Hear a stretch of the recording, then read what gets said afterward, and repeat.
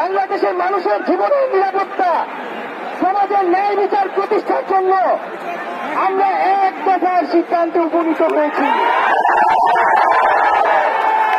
এই সরকার কোনোভাবে আর এক মিনিট ক্ষমতায় থাকার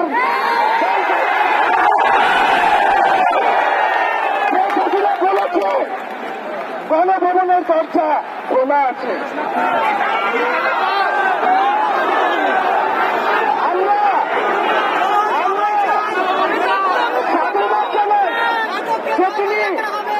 বুঝতে পেরেছে যে গণভবনের দরজা খোলা রাখতে হবে।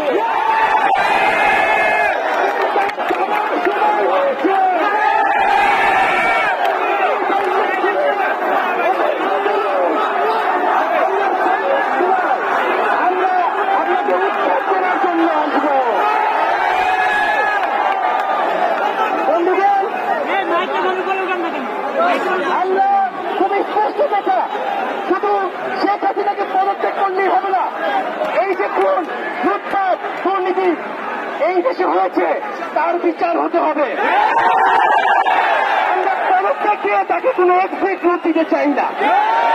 তাকে পদত্যাগ করতে হবে, বিচারের আওতায় আনতে হবে।